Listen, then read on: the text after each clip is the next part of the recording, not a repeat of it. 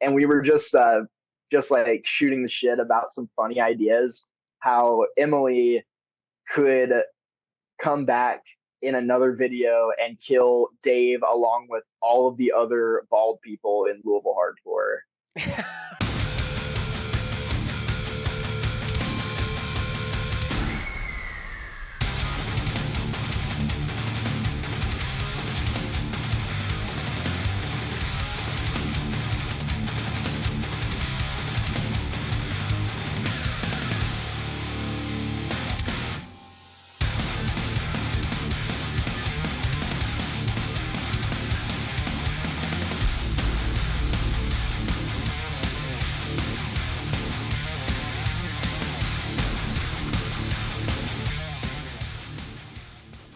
What is up, everyone? Thanks again for tuning in. This is the Scoped Exposure Podcast.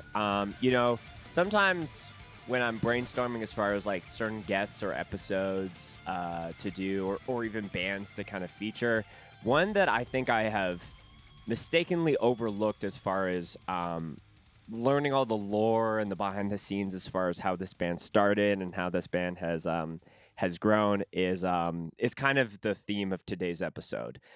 We've had Ryan, who sings for Gates to Hell on the podcast, earlier in season 2, I believe, but we really jam-packed that episode to be very LDB focused when he was up to doing that. And, someone who I have watched grown literally as Gates to Hell kind of began, is my guest here today, and I'm very, very excited to be welcoming Seth of Gates to Hell and Constraint on the Scoped Exposure Podcast. Thanks for joining me, friend. Yeah, thank you for having me. I appreciate it. So, Seth, I know that you and I go pretty far back as far as the first time of us meeting, and I feel like there's a lot of great things for us to get into here today. I'm sure you know that we like to start things off with a bev check of sorts. So tell me what you are bringing on this. I guess you're 2 hours ahead of me, so you're getting to the afternoon. So I feel like the bev choices could be all over the place.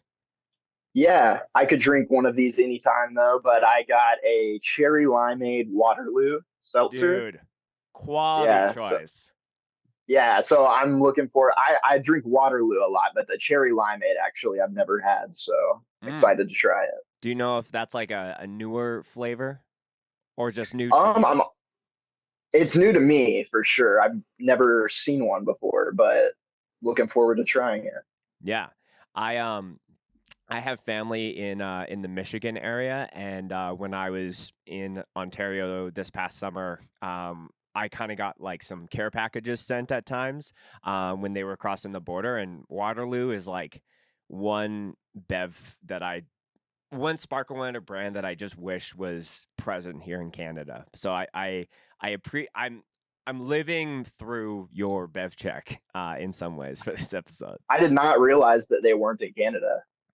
Yeah, it's I think the main three of it's not the main three, but like Waterloo, Polar, and Spindrift are the ones that I would, with 3 genie wishes would add into the mix immediately. So Yeah, those are all great. all great. And cherry limeade or cherry lime is the Cherry limeade. Cherry limeade. lime is one thing, but as soon as you add the aid, that's going into a whole new territory. Oh yeah. It's just after 9 here on a very chilly Calgary morning, so I'm just drinking the remnants of my morning coffee. So that's what I'm going to be trying to still waking up, but excited to do this pod with you, Seth. So cheers to you, brother. Hell yeah. Same to you. So when it comes to bevs, Waterloo is like pretty stocked in your house, or you play the field a little bit? So yeah, I love seltzer water. I usually just get what's cheapest. So like, there's a lot of Kroger's in Kentucky. I usually just get a Kroger brand pack because they're dirt cheap. But when I can get Waterloo or they're on sale or something, sometimes I'll branch out and get some. Yeah. So you wanted to check a special bev for this special occasion, potentially. Oh yeah, yeah. I saw this. I saw this and was like, yeah, I can save this. I'll hold Right. on to it. I can hold on to it. I know it's tempting. Sometimes I have bevs that sit in the fridge because I'm like waiting for the right episode to be drinking that. But yeah, it's I kind of wish there's really no way that I could go about like knowing because some people like when they come on the show they really plan it out, and some people are like kind of sporadic as far as what they're choosing. But I just wish that from a bird's eye. If I could time travel back to the moments of the people going to get the bevs, I think I would just be giddy about seeing like what goes through people's heads when they're like, okay, I'm gonna hit this specific grocery store, or if it just pops up and they're like, oh yeah, I'm doing that podcast this weekend, I'm gonna grab that. So I'll never know, but here I am to reminiscing about that. So Seth, let's chat some music shit. So since it's your first time here on the show, I like to always get everyone's kind of like hardcore origin story to a degree, as far as kind of what brought them to playing in bands and doing the thing. So talk to me about kind of what beginnings meant for you when it comes to heavy music. Yeah. My dad growing up was in a band. He's played in a band since he was like 16 or so. Um, so just growing up, I was always around like his practices and such, and thought it was cool. He's still in a band to this day. Oh Um, wow. yeah, and so I just always like was interested in it. It seemed like a lot of fun. And then, hearing rock music and like grunge music through him, I like started branching off onto my own stuff probably in like middle school or so. Started getting into like Slipknot and like Sepultura and bands like that.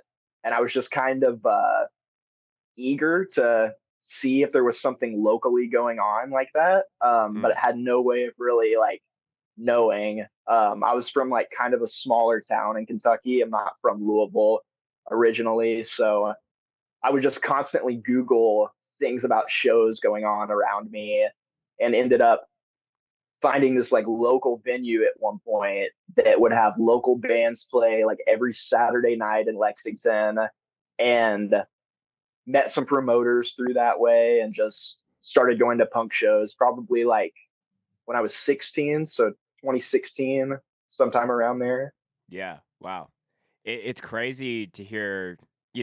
There's lots of people who come on who have their parents or someone else who's also played music, but you know, to hear that your dad is still doing that and you're kind of doing it in tandem with him, that's very that must feel very surreal at times. It's very cool. He so he's played in cover bands since he was 16. That's pretty much the extent of it. Right.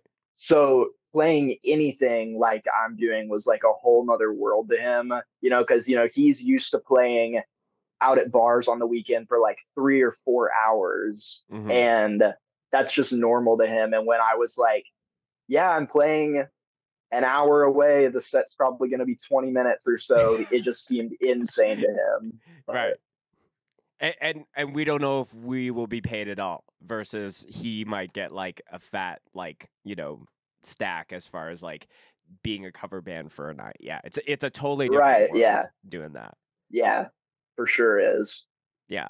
And it's interesting too because I think at least for me, there was people who were like, "Oh yeah, I play in like a cover band," but like it's exactly how you said. It's like it's just normal to them, but it's almost strange where it's like, "Oh yeah, I write my own music," and then there's like, you don't just play the top 40 classic rock hits or whatever it is, you know, like it is. I don't know. It is just an interesting thing where people kind of just either find the path of just creating their own music or just kind of um for lack of a better term, like biting on whatever the popular stuff is.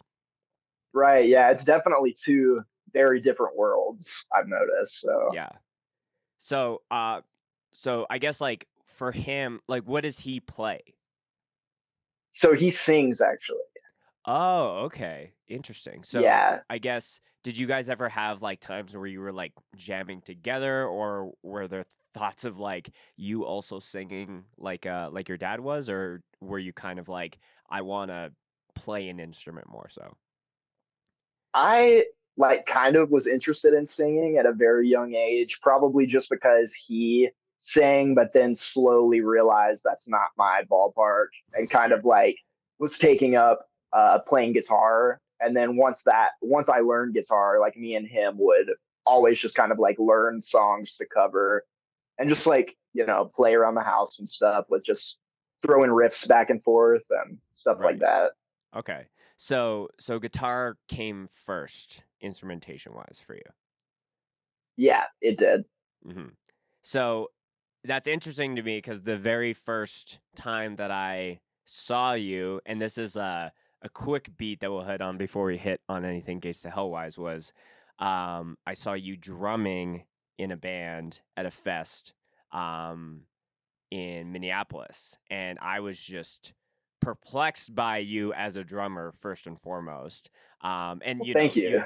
you've played drums in a multitude of other bands through the time that I've known you, but like before we even talk about that, like when did if you're dabbling with the guitar, like when did drums enter the picture? Um, so the drummer of my dad's band at the time, like, or when I was picking up playing guitar and, he was aware of it, he just kind of said to me one day, like, "Oh, I've got like an extra drum kit. Like, it's not in good shape at all, but it's something that you can just beat on and mess around with if you'd like." So I took this little beat up drum kit from him and was just like playing along to stuff with the stereo cranked and Mhm. just kind of slowly learned like how to play stuff. I feel like drums were like even as like a non-drummer at the time were like pretty easy to decipher when you are like listening to a good mix. Mm. So it was like pretty easy for me to teach myself from there and then keep practicing. Yeah. That's so he just kind of had like an extra kit and just gifted it to you, right? Yeah, yeah. It was mainly just a pack of shells. Like I was like hitting the kick drum with a stick and stuff, just using like the kick and snare for a while, and Right. then slowly was like building the pieces back together. Just like no pedal, just like do that, like just hitting it like that. Yeah, yeah, That's too funny, dude.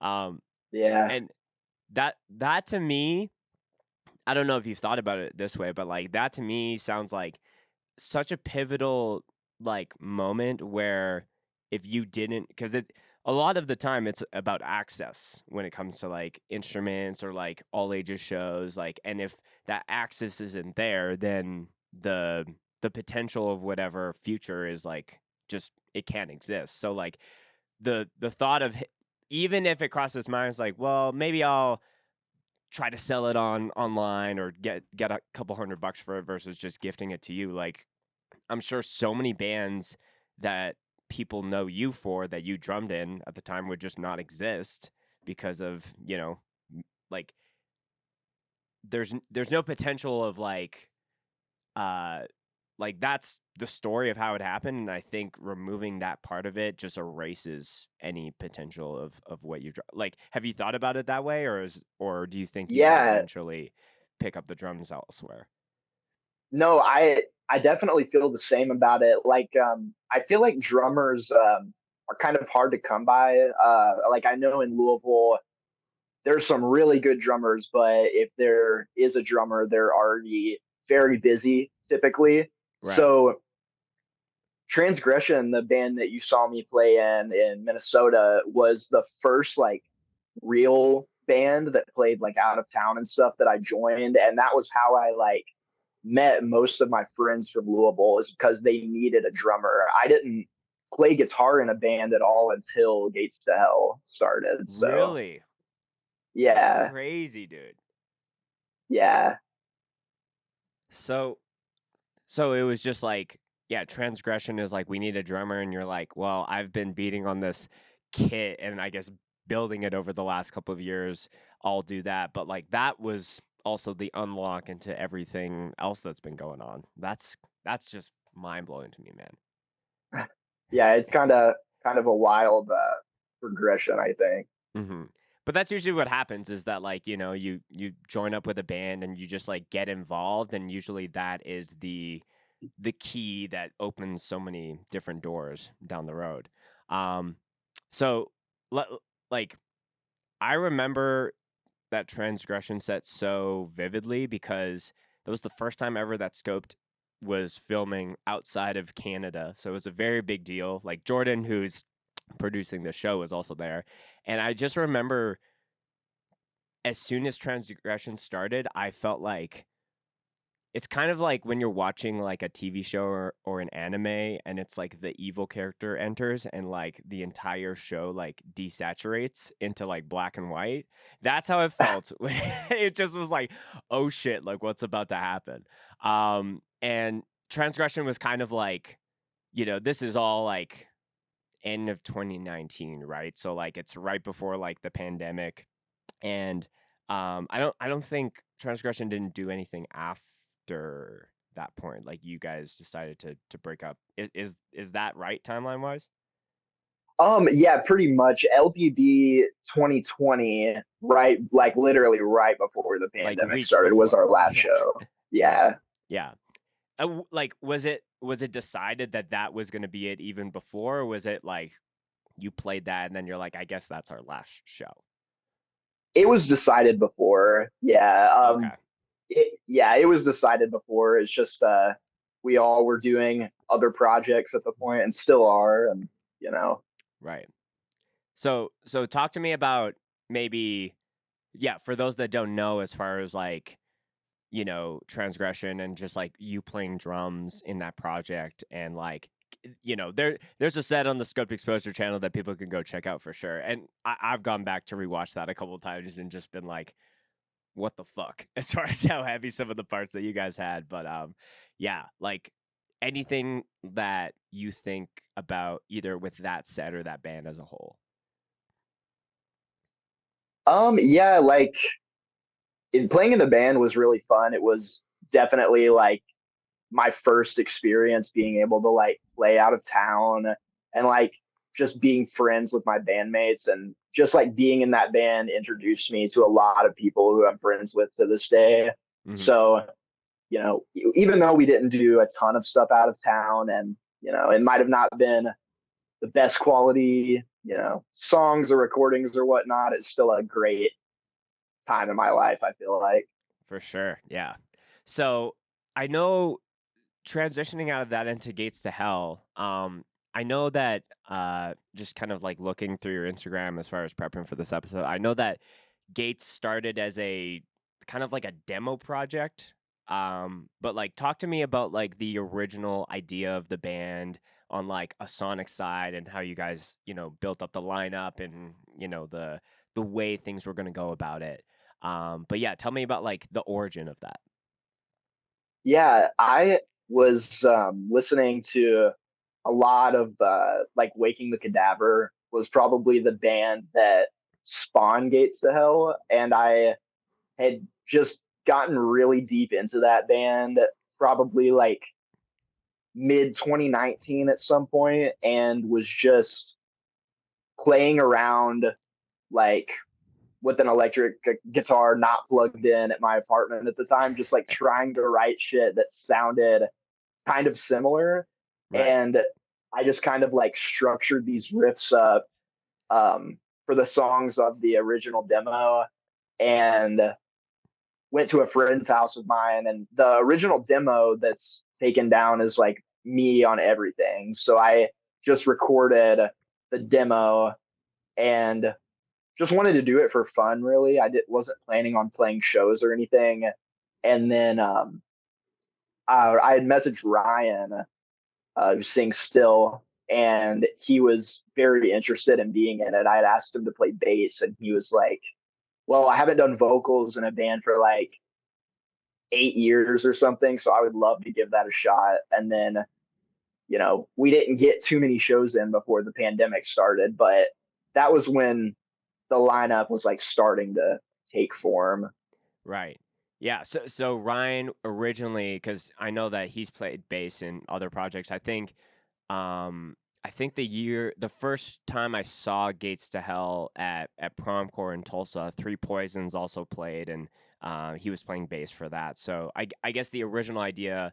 Were there any other, I guess, candidates from your opinion, if this is kind of like your baby, that you were thinking about for vocals, or like were you kind of doing the lineup before, like the main instrument side of the lineup before even getting to that? Yeah, I had no idea. Like I said, that I wasn't planning on playing shows or whatever. I was just making it for fun. And I feel like Ryan liked how it sounded a lot, how it turned out. And I thought it would be cool to do shows, and he offered to do vocals. Right. I just knew that I wanted to play guitar in it, but I had no idea like anybody else who would want to be in it or, you Hmm. know. Yeah.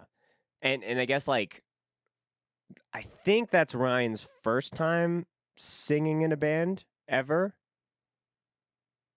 He has done vocals in I think one other band that was like kind of short lived. It's been a long time though. It was Oh, definitely okay. before my time. Yeah. So he maybe like scratched the itch a little bit in the beginning, and then maybe that prompted him to like do it again, through this project.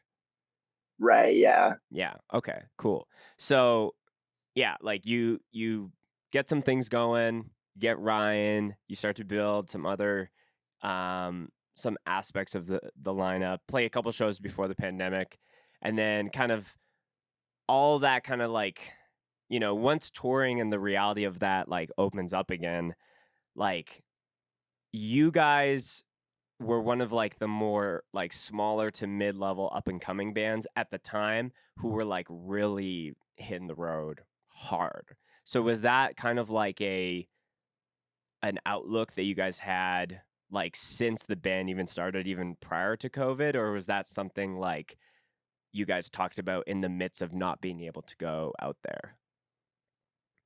We didn't really have like any of the plans as far as like touring or doing anything until shows started coming back Mm, after the pandemic. Like during the pandemic, Gates to Hell didn't really do anything, I don't think. Like I don't even think we really got together.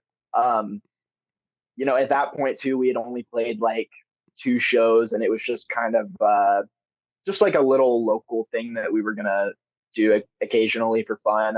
Um, at the time though, like Constraint, my other band I played drums in, we were getting together a lot, writing stuff. And once shows started coming back, we were just like, oh yeah, it'd be cool if Constraint could do a tour. Why not get the guitar player of Constraint and the bass player of Constraint, and we can just, do a gate set and a Constraint set on a tour. And we did that for like a couple tours, and that's how like the first real like Gates lineup was formed. Is basically just Constraint, just because we were around each other so much, and our schedules were the same, so it would line up easily. yeah.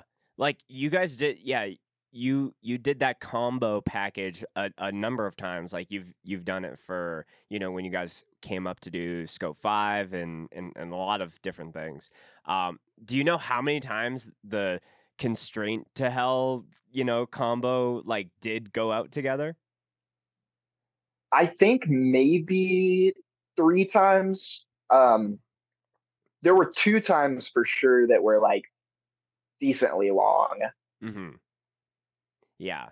Yeah, and it's like sonically, you guys are like like very very far apart, but like I love seeing it where bands have enough member sharing that bringing those two bands to one city kind of like it's not like, oh, here's a hardcore band and then here's like a heavy hardcore band. It's like, having Gates to Hell on the metal side and Constraint on the hardcore side, you can kind of like fill in the gaps with whatever, when it comes to local support or anyone who's regional that you're playing shows with. Because to me, that's more interesting to go to a show and be able to hear five different types of the core versus just all of the same stuff, if that makes sense. Yeah, for sure. Yeah, there were a lot on both of those tours. Like all of the shows, from what I remember, were really good. And yeah, like you said about local support, like just some really good lineups from the promoters. Yeah. Yeah, because like I'm sure with some of those runs, like, one day you're in, Vancouver, and then you're like, oh, this is a very like metalcore, metallic leaning kind of bill. So it like maybe leans more to the Gates of Hell side, but then you could come to Calgary or somewhere else, and you're like, oh, this is like a little bit more like of this. So I think that would just kind of be, I think that's an interesting dynamic of where you're able to go out with friends to do that, but then you get to see all these different types of bands because y'all aren't kind of, you're all on the same like series of highways, but not on the same path for sure. Right, right. Yeah. So, like you guys again were, when I think of like bands who are really busy on that level, like you guys were way up there, and y'all have been like all over, which has been really crazy. So maybe going back to that first question, like was the outlook like, man, shows are popping, like kind of post COVID, like let's just say yes to as much as possible, or like was it like, let's just put in a solid year or 2 years of just going out and doing as much as possible? So yeah, those when we were like first starting the tour and stuff, those were all just like self-booked tours that like we had booked ourselves. Right. And so we were just trying to hit the road as much as possible. And then when the times would come where we would start getting offers to play like a festival or something, we would just like take it as an opportunity to like route another tour around it and just try to do that as much as we could. Hmm. And yeah, and then like further along the road we had gotten like some support tours, and it just led us to do what we're still doing. We've been doing a lot of support tours lately. Yeah. Um, and I think like an aspect of how you guys were able to maybe do that logistically with having uh a certain amount of members will add different not unintended but constraints to making it happen. But to me, I thought an unexpected cool aspect of Gates of Hell, at least like when I first saw you guys coming up, was you guys were kind of like an unofficial six piece at times. So out of the I don't think it's hit double digits, but like I've seen you guys a lot of times, some with a classic five piece, and then some where there's three guitars in the mix. And I will say those sets where there's three guitars on stage, I was like I felt the extra oomph of those chugs. Was that more of like a happy accident to have just an extra person who's willing to go out on tour, and then someone maybe is like, I can't go out, and there's like, oh, can we bring so and so in the mix? Or was that just kind of yeah, was that a happy accident, or was it intentional to have an extra person on deck essentially? Kind of both in a way. It Okay. started out, one of those guitar players, Steve is his name. He is also in Constraint. He was like part of the lineup who we first started touring with. He has a pretty serious job back home that he didn't really want to walk away from. And so the first tour he couldn't do, we had asked Eli from Minnesota, who plays with us now, to fill in. And it got to a point where Eli was like starting to just fill in so much. We were like, well, you're in the band. You've played three times the shows that our other guitar player had, but then also like our other guitar player would like, help with writing some stuff and would just practice with us at home still. And Right. we were like, well, what if we tried to do three guitars whenever we got the opportunity to? And I was honestly just kind of nervous about it because I didn't know how it would sound, if it would just be muddy or whatnot. I just like hadn't seen bands do it much. But Hmm. once we like first started doing it, I loved it. Like it sounded very full. But things have happened, with like Steve's job, and so he hasn't really toured with us in a while, and we are just like a 5 piece now, and have kind of dialed things in to our liking with that. So Yeah. yeah, it was kind of a happy accident, kind of not. Yeah. But like I feel like even at the time of being someone who's just gonna if I can be there to be the third guitarist, I will be. I think Eli is like such a such an honorable candidate. Like I've seen him play in so many cool bands, like specifically from Snow and Flurry, I think is the first time that I saw him. And he also plays in Sentence to Die. Like that man has riffs as well. So shout out to Eli as well. And Steve. Yes, for Steve sure. Steve's a riff head as well. But I think Yeah, they're at both great. I think at the time, like kind of getting to more current day stuff, I feel like it's a lot easier just to kind of dial in at the stakes you guys are playing to be like, this is the lineup, and not have to like not to say that you want to close the door fully on a 6 piece Gates to Hell set, but when it makes sense. Um, so fast forwarding now to kind of more like current day stuff, like um, you guys announced that you signed to Nuclear Blast, and that is a incredible acquisition on their part. But talk to me about like how the conversations of that started and what that meant to you specifically. Yeah, we had put out the self-titled record on our own and just been hitting the road after that, just trying to play as much as we could.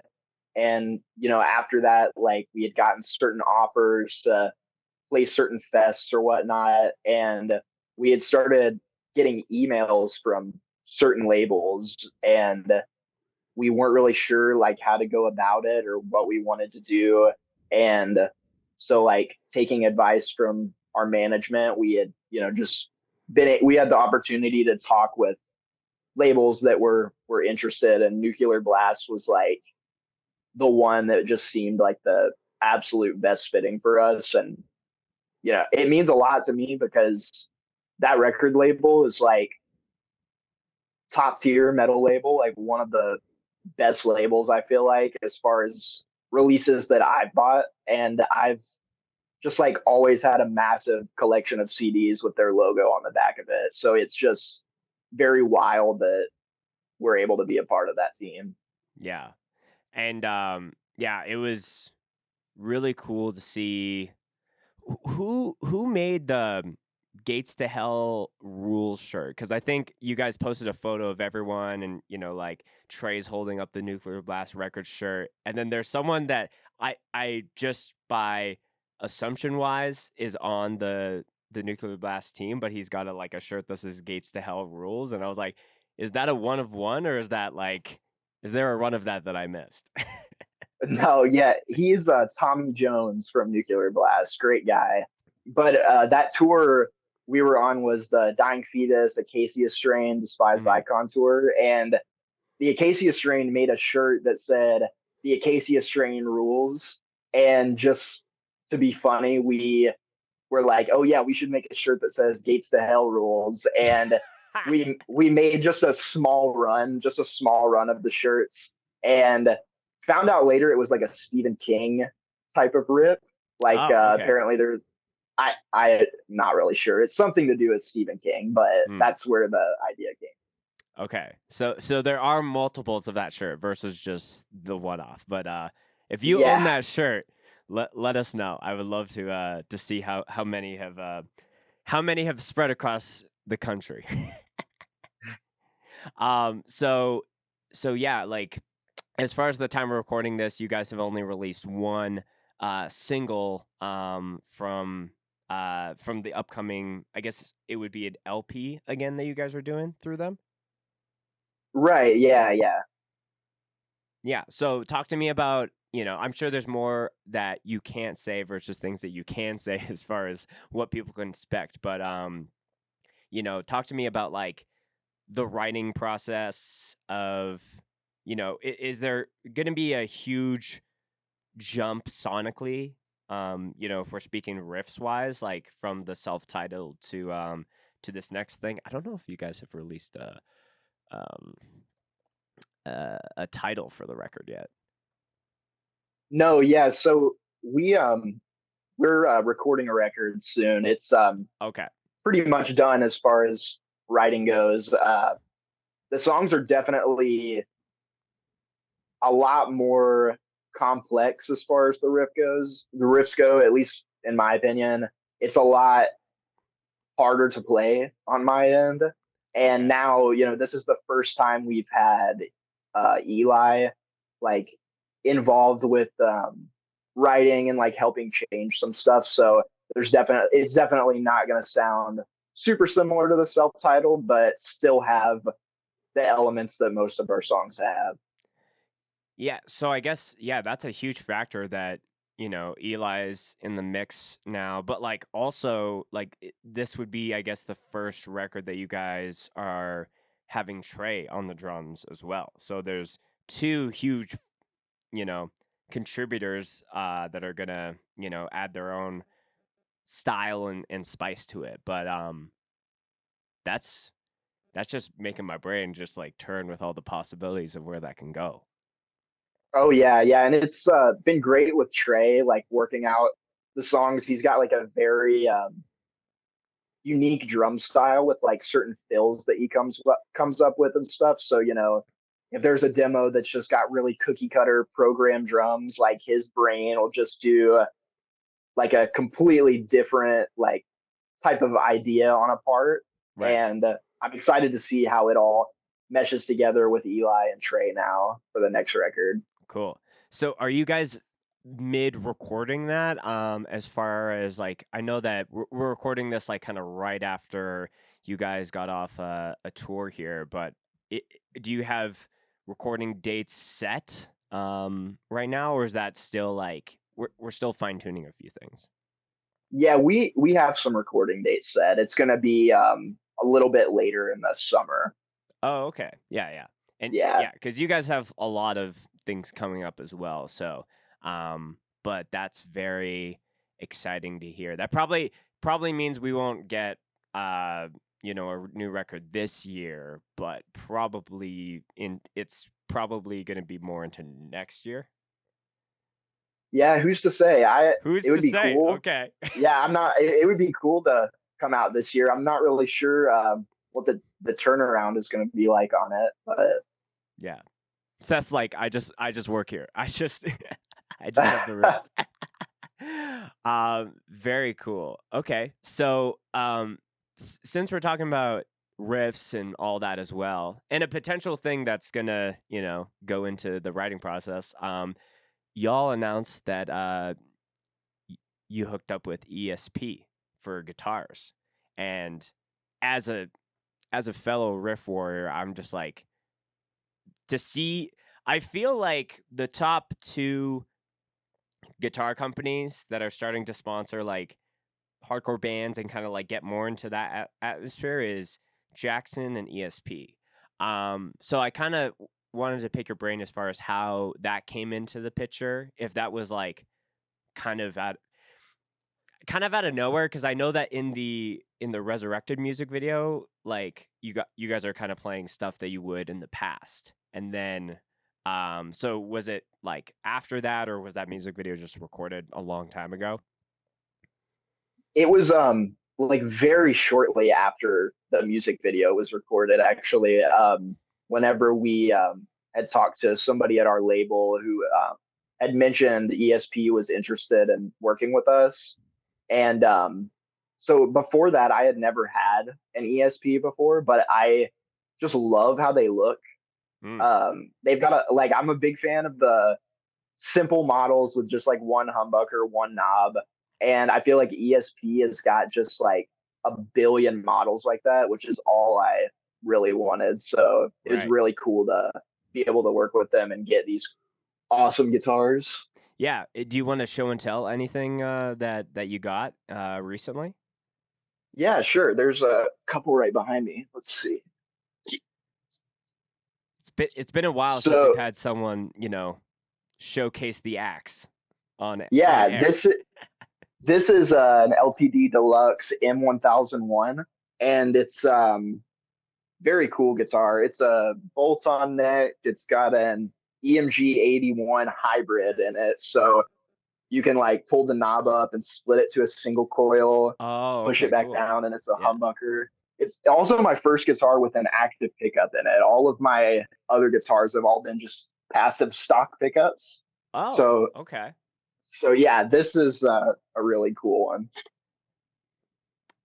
Is there like a specific reason you have been just a passive pickup king for so long and you're wanting to dabble in the active pickup territory? The batteries kind of scared me. I didn't really know much about them. I know it's pretty unreasonable, but when a guitar of mine would just come with a passive, I would just leave it in and try Right. to dial it in the best I could. And then this is the newest one I got, the SN1, Mm-hmm. and pretty much the same as far as like pickup layout and stuff, except this has a Fishman in it and a really cool like wood grain finish. Very So cool. Yeah. yeah, Both very cool both guitars. are very, very beautiful axes. Thank you, thank you. Yeah, I'm really liking them. Do you find that because I've talked about this with a few different people that have come on as far as like, you know, when they get on like a guitar deal or things like that. Like, and I know generally like how it works. It's not like they're, well, it depends. Like, for those that don't know, it's largely like you get like an artist discount. So you're kind of like buying things at like a certain rate versus like, but there have been many times where ESP or multiple companies are sending guitars because it's a music video or like someone broke their guitar on a tour and they, need kind of help that way. But I guess the thing that I'm curious on your end is like now that, you're newer to this ESP world and you're, you know, playing these guitars like, oh, these are sick. And then I'm sure you're like looking at the catalogs. Are you fearful of like accumulating like a ton of of guitars over the next little while, or are you pretty adamant about trying to keep one or two or three axes at all times? I love collecting guitars. I live in a pretty small apartment and don't have a ton of room for a lot, so I need to try to limit myself on, not getting too many, but ESP has just so many great models that I've like had my eyes on that look really cool. Hmm. But I'm really happy with the ones I have now. And as far as Gates tours go, I'll probably only bring two with me. Right. So the two I have now are perfect. When you bring those out, is it kind of like you have a primary and a backup, or do you just kind of like, I want to play this one this night? So it was like I had a primary and then a backup, but with these two, I really love playing with both of them. And so I'm probably going to end up just like flip flopping every Mm, night or so, but just make sure to have two guitars just in case something happens with one. for You never sure. know. Yeah. It's almost like and I'm saying this not even as like an avid like runner or gym person, but like I've heard from people that if you go out if you do that, having multiple shoes is like better versus like just having one and it just wears so quickly and then you're like buying so many shoes over a quicker time period versus like I'm gonna have like two or three that are only reserved for this and I'm gonna cycle through them a little bit more. So I don't know if that fully applies to guitar as well, but I would think so, depending on how much wear and tear you are doing through your style of playing, I guess. Right. Yeah. And on the strings too, I guess like depending on how many shows you want to play on one set of strings, you can just change both at the same time and then flip flop and not have to worry about changing strings for like an extra couple days or so. Right. Yeah. Are you like pretty dialed in with like knowing it's like okay, it's been 3 days, I should probably do that, or do you find like it's hard to keep track as far as if you have two guitars? I always try to change them every like 3 or 4 shows. That might be kind of stretching it for some people, but depending on how long we play, like if we're playing like a 20-minute set on a tour or something, I can typically get past 4 sets feeling pretty comfortable and they don't sound dead. I've never broken a string live, to knock on wood, but I Whoa. because That I do try to keep them in great shape. That's a yeah. nightmare of mine. It's just I mean, that's a badge of honor, dude. I would argue that there's maybe 5% of the people listening here are within the camp of never breaking a string live. I am not one yeah, of those people. Like I've broken my fair share. I feel like it's happened to everybody in like any band I played in, and I'm like, I know my time's coming, but I'm trying to take precautions. Even though, like I said, to some people, changing it every like 4 sets is probably stretching it a little, but But I don't dude, know. like who else can come on the podcast and be like, I've never broken a string? Because I do the things that are required to never be in that situation. I guess so. I feel like it's definitely going to happen now that we're talking about it, Dude, but yeah, like knock on wood, I want you to keep up the streak for sure. But I also would like if that does happen on anything coming up this year, please just be like, just text me or DM me like it happened, and then I'll know exactly. will do. What are the types of strings that you're avidly changing every 4 shows? So I play these Diodario strings. It's let's see. It's just a 10 through 52, I believe. Yo, sorry to interrupt the episode, but we actually, as soon as we were done recording, Seth sent a DM that I'll place here that he got his string gauge slightly off. So it's actually a 10 to 46, not a 10 to 52, which if you're a guitar player, that's hella light. And we wanted to make sure we added that context because otherwise, if you're a guitarist, the rest of this conversation sounds a little off. So it's a 46 as far as how thin the top is. So back to the episode. Which Okay. is we play in drop C, and I think that that's kind of light for some people. But the I don't like I guess. hit my guitar really hard. Mm. I don't know, so I don't want a super thick string where it's gonna fuck me up trying to play fast parts or whatnot. Yeah. Well, yeah, I think like the bands of which that were heavy enough for me to play like one of my past projects from years ago we played in like drop A sharp, and I think I had like a custom string gauge that the guy who was like setting up my guitars, he was like, "Oh, you want to play in this?" And he kind of walked me through like, "Oh, this is what you should play to kind of get the type of sustain and chug sound that you want." And I think it was like a 60 on the top. And we had like no fast parts. So like that was, but it was almost like chugging through like wet cement at times. It kind of felt like you really had to dig into it. But like any of like the fast noodly metal shit, like yeah, like you need something a little bit higher. But Right? like Yeah. yeah. I just whenever I was getting into playing guitar and learning Slipknot songs and stuff, I remember hearing that like Mick Thompson used a set of strings with like a 13 gauge on the bottom. So the first thing I did was like just buy a fuck ton of like packs with the 13 gauge on the bottom, and they were just even for drop B or drop B is their tuning most of the time. It was Mm. just like so painful for me to like try to play the bottoms. I mean, I'm exaggerating a little, but I hate playing with like really thick strings. Mm. Yeah, If people hit their guitars really hard, I understand, but I feel like I have a good like right hand with picking and getting the tone out of it, but I don't like hit it to the point where it like, is wavy and goes out. right, yeah. Like it I feel like there's a because there's definitely like especially with the social media side of it, there's like guitar TikTokers who will like n- essentially change. Well, there's a combination of you can change how your strings are like set up and their settings on the camera to like get the really like crazy effect of how the string is like bouncing when you're doing some like kind of chug shit. But I Mhm.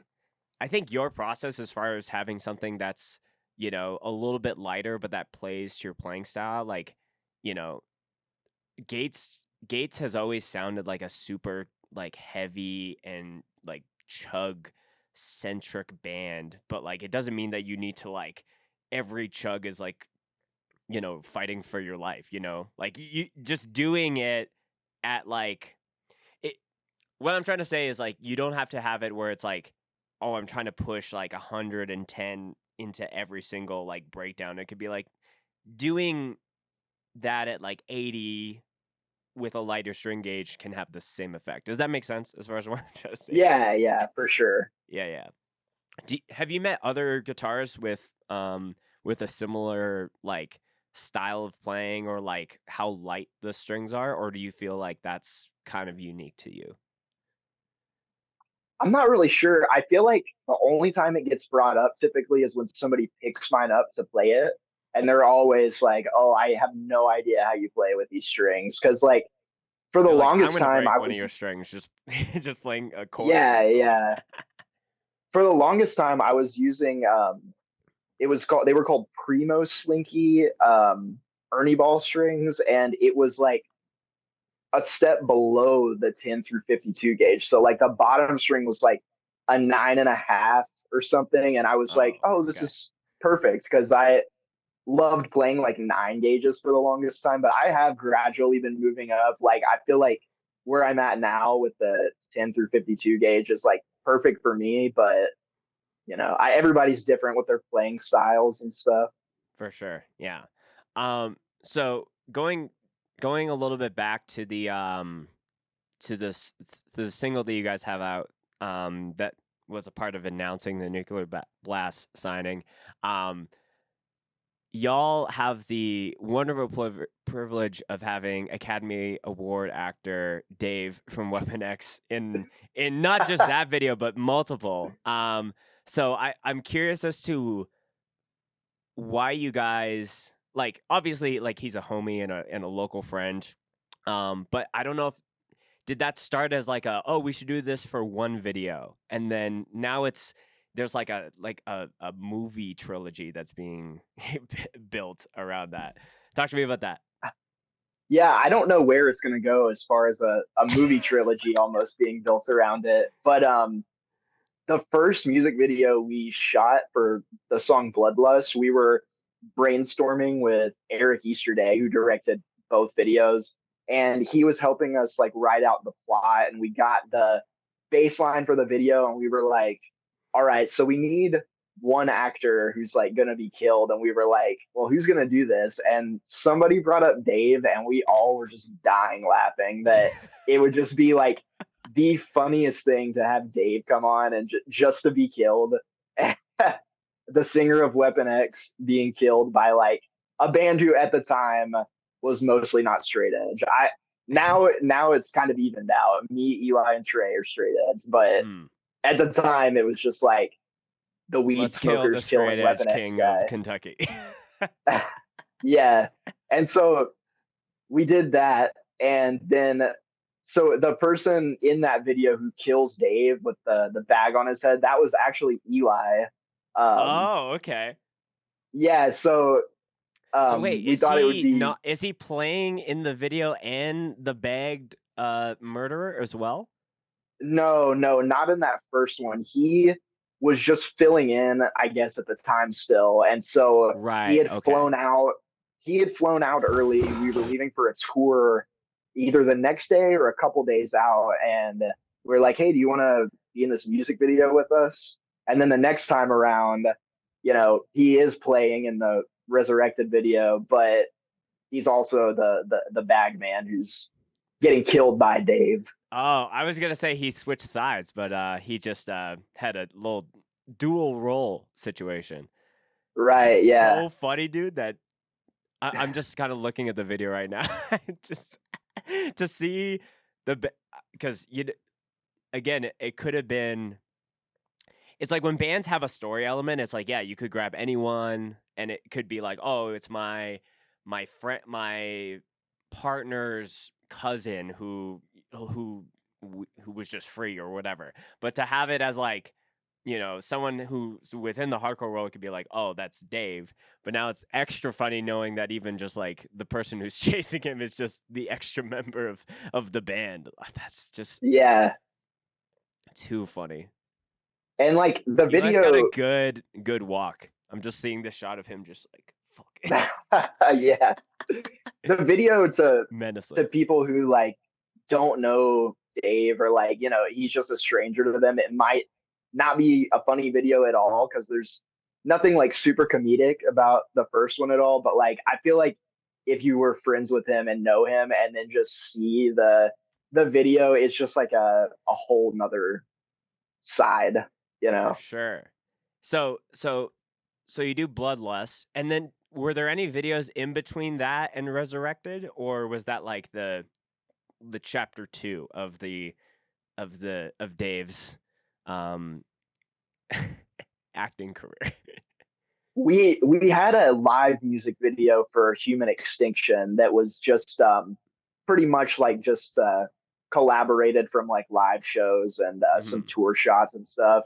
But the next like real music video I feel like was definitely Resurrected. Word. Is that the same knife from the first video? Is the prop the exact same?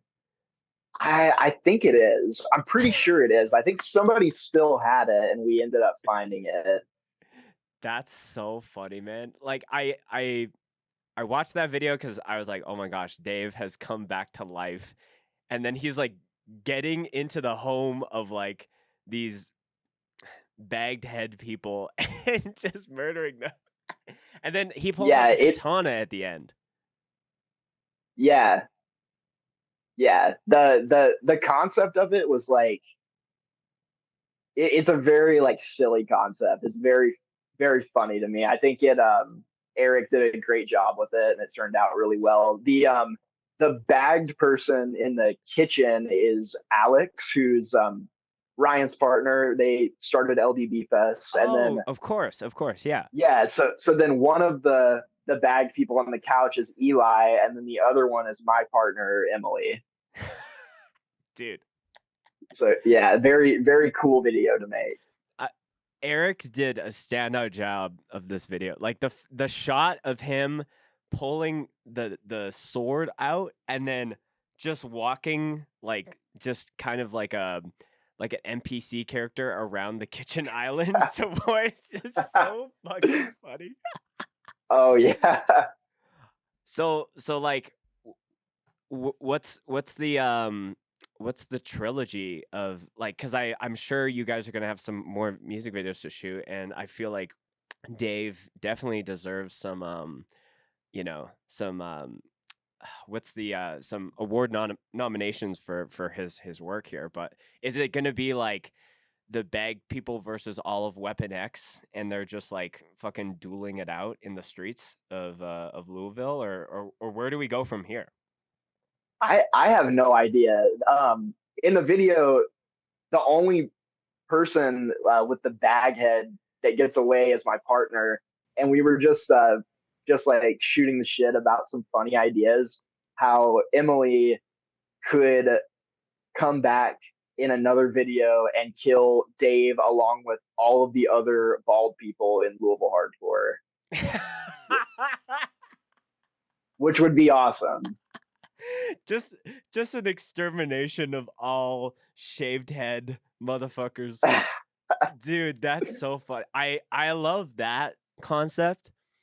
I also like the idea of just being so um just keeping it so at the level that it is, and it's just like literally like Dave kills someone in the first video and then he gets killed, and then the next it just like it's uh like there's just a pendulum that swings, and it's just like different scenarios, but it's just everyone's just respawning and just killing each other, and it's just an ongoing thing Yeah, for all videos go. But I do like this killing every bald person in Kentucky in a music video, so no one can clip that out of yeah. context.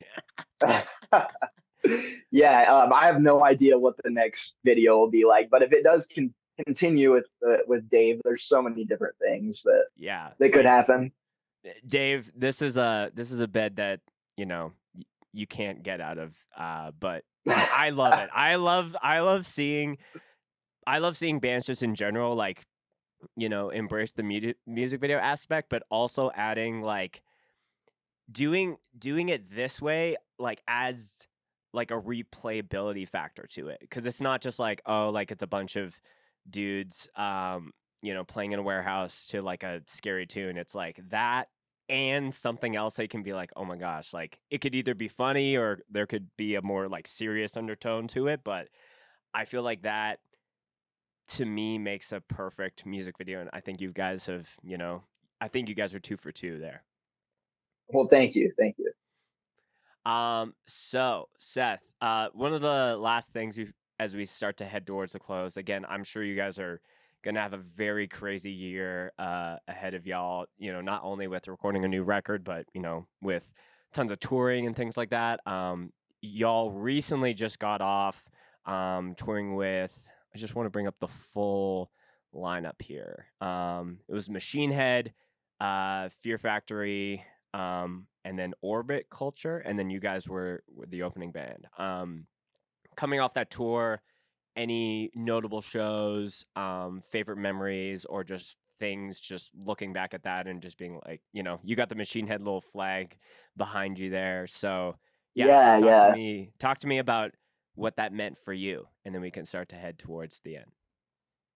yeah. I'm a massive Machine Head fan. Like, they're one of my favorite bands ever. And whenever I was like starting to learn guitar, like slowly, shortly after learning Slipknot songs and stuff, I would like try to learn certain Machine Head records just all the way through. And I Right. like they're just a very big band to me. And we played Milwaukee Metal Fest in Wisconsin with Machine Head, and we were the opening band on that festival. And Rob Flynn from Machine Head had watched our set and really liked it, and that's how the tour offer got sent. So right Wow, right that's off the crazy. yeah, right off to the start, I was ecstatic, just like being able to, get asked by one of my favorite bands to do that tour. And so we knew going into it, it would have been like one of the biggest things we've done. And so I was very nervous, but after getting into the swing of things, the first few days, it was awesome. Uh, Favorite shows, I see, trying to think. Minneapolis was an awesome show. Detroit was great. Several sold out rooms on the show. On the tour. All of the Canada shows were awesome. We played a casino in, I can't remember where it was at. It might have been in Winnipeg. Yeah, let Winnipeg. me pull up the flyer here. Good It show. was either Winnipeg or Winnipeg or Edmonton. I can't remember, but we played a very large casino room that sold out, and that was insane. Oh, I think it actually might have been Calgary, the Gray Eagle. Does that sound? Oh, yeah, that's right. That's Yeah, right. yeah, yeah, yeah. So, because I looked at the Winnipeg date because that's where I'm from, and I was like, oh no, Burton Cummings. That's definitely like one of the biggest venues that you guys could play there. But yeah, the Great Eagle, because like I haven't even gone to a show at the Great Eagle Casino, just to put it into context. But um, has that been like, because I think it's cool to see how like Gates to Hell is like, comes from that hardcore band background and playing like floor shows, smaller rooms and things like that. But like this is undoubtedly like the biggest crowds that you guys have played to outside of like maybe a fest, right?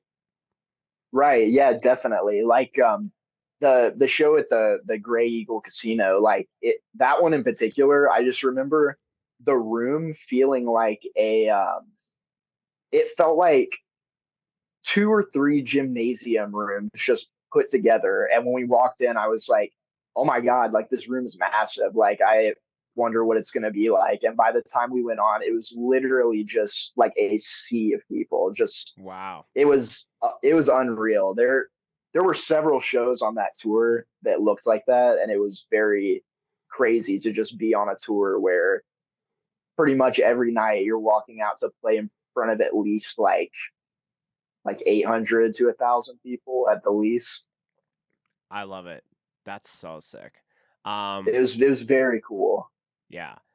And I just love the aspect of how you guys got on that, and you were just playing a fest with Machine Head, and again the singer's like, I'm gonna check out this first band, start the day off right, and it was enough to get him be like, I want to have this band on our tour, and I think that's to me like any shows that I play, it's always like, whether we're first, second in the middle or the very end, it's like it needs to just like, give it your all, because you never know who's watching and what that could bring.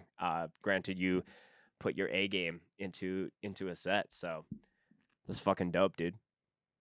Thank you. Yeah, yeah, like I said, they are like one of my favorite bands, and I was very stoked to just be able to see them that night, and would have never thought that Rob Flynn would have just watched the first band on a stage that he wasn't playing, so he wasn't even close to where we were. Right. Yeah. It was just very cool. Yeah. So shout out to Rob, if you're listening, which is, I don't know, maybe if you want to come on the podcast, let me know. Anything as far as like, things that are upcoming for Gates. I know LDB Fest is like right around the corner, and you guys are a part of that. And then announced a couple other things with a couple other fests. But any tours or things that are either on the calendar and are just days away of being announced, or anything that you're personally excited for the year ahead for Gates? Yeah, we because of recording coming up, we probably are not going to be hitting as many tours as we did last year, but we have one that's going to be announcing really soon. I can't say anything about it right now, but it'll be a really cool tour with some really great bands. It hopefully is announced by the time the podcast comes out. Well, we could line up the episode to drop around when it's already out, so you could just tell me, Oh, or we okay. could bleep it out. We could do Yeah, whatever. no, yeah, if it gets lined up, it's going to be like a headlining tour we're doing with Vomit Forth and Corpse Pile around like the Northeast and Midwest, and it's going to be, I think, around a 2 week tour, maybe a little bit longer, but it's a very cool lineup. Both of those bands are very, very good, so Sick. I'm Okay, excited. awesome. Yeah, I love to see you guys be able to do like a headliner kind of situation, and just bring, some really close bands to the Gates to Hell camp to be able to play with y'all. That's very, very cool. So Seth, the very last thing before we head out here is I always end every episode with a favorite mosh related story that we want to hit on. So that could be something that you did, something that happened to you, Gates to Hell related or not. It's kind of how we end the show here. Yeah, favorite mosh story. There's, I know one. There's one that sticks out. I feel like it probably shouldn't stick out in my mind so much, but Why is that? um, it's just like it's not like too crazy, but I just like think about it still, and I'm like, damn, that was almost me. But Right. it was the Furnace Fest pre-show. Like it was one of the first shows around me that got announced like after COVID, and it was in Nashville, and it was outside. The stage was very tall, and it was like in a gravel lot, and Okay. it was like Terror, With Honor, Comeback Kid, Dare, Mutually Assured Destruction. I think a couple other bands, but Oh, is I this 2022 maybe, or I 21? I think 2022. It was one of like the first shows that I saw get announced. Like Oh, okay. yeah, yeah. So I think we me I think I'm remembering that, but yeah, go on. Right. Yeah. So me and my friends from Louisville made a trip down, and I think Drain played as well, and I think it Hmm. was right when Drain was about to start. Um, Somebody thought that they were starting and popped up on the stage just to full sprint towards where the side I was standing at, and just jumped off this massive stage and like violently teabagged the person next to me, like straight to the gravel ground. And it Oh was my like gosh. just like just like literally an inch away from me, and I did not see it coming at all. And they were both fine, they got up, but it was just so embarrassing to see. And if it had been me, I would have been just, I don't know, I would have been very, very upset. So when you say teabag, does that mean they just jumped and instead of like diving, it was more just like Patrick Star open like like spreading or Yeah, how to yeah, just spreading just like that, and then like this person's groin just lined up right with the person next to me's face and brought them both to the Oh ground, my like god. very hard. It looked horrible, Right. very painful. I It's funny that you're mentioning that cuz I'm trying to remember if either I saw a video that maybe was circling around about that or maybe it was like someone was like tweeting about it. Um but you were you had a front row seat to it happening. So, almost Right? Yeah. a little too close. Oh yeah, it was very close. Yeah. So, it just goes to show like well, I don't know if that's the Drain effect because they're having a crazy rise and I feel like their shows are only getting crazier and crazier. And but it goes to show that even before a band plays, you someone could be hopping and not diving, just spreading out to unintentionally do that, obviously. So you gotta always have Yeah, your spidey senses on lock for that. yeah, it was something to see for sure. So Seth, I really appreciate you, coming on and chatting with me. I felt like I've learned a lot more about you, and we've crossed paths at so many shows and played a lot of shows together as well. But this has been cool to kind of like learn a bit more about your backstory and uh, how diligent you are on the guitar side as well. Making sure that that no broken string streak goes on. Hopefully for your entire guitar career. All the links for your bands and yourself will be in the show notes in the description. Anything you want to shout out, plug, or send the people out with fun? Just shout out all the Kentucky bands: Age of Panic, Two Witnesses, Retribution, Surface. A lot of good bands from Kentucky. Cooking up a lot of great stuff. I think that's like the one thing that's cool um, with your scene is that there, to me as an outsider, there doesn't seem to be like a regional like sound. Like it feels like it's very diverse as far as like there's some metal stuff here, some metallic stuff here, some just straight hardcore stuff here. Um, but yeah, lots of great stuff coming out of Kentucky right now. Oh yeah, for sure. And Walk Alone, another Kentucky band, new Kentucky band. Oh, okay, cool. Walk Alone. Yeah, I will. forgot. Yeah, That's new to my ear, so I'm gonna have to check it out after this episode. yeah, it's Um, very cool. Very. Very cool. Seth, again, appreciate you, bro, for chatting with me today, and thanks again for coming on the show. Yeah, thanks for having me.